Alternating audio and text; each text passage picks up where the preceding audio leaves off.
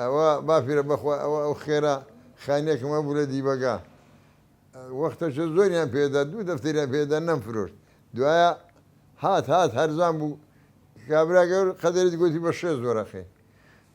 دوای دیای بوو دەگەڕا کابرا عیدکە خرکاتەوە دووسەیەک بوون گوتم بابەت چەندوویە گوتیان ئەمە 30 وەرەخە گوتم سیەکەی بدەن ئەمە سیش بە عیدی من بیتن وتیان وەڵای زۆر مەمنۆ جەدامانە ژنێک سایسا هێتیمی هەبوو خانیەکە ئەو جەوسی وەرەقەی وەریشم کرد ئەوە هینایتم لێ ئەلێرە دەیکەمە خێر و خلاص بڕەوە لە ڕاهی خوای خوا ئیشاءالله لەگەڵمان بەکەرەم و ڕەحمەت دەبی و فەقیر و ئەوەشم گەلە خۆش دەیوەران فەقیری باش فەقیری ئەوە نا هەیەتیمیشم گەلە خۆش بێتکە بخۆم بە هێتیمی گەورە بوویمە دایمەن بۆچی هێتیم ببینم بە من بی هەرچی ئەمە بیدەمێ ئارێ تەبیعەتم ئەو حالە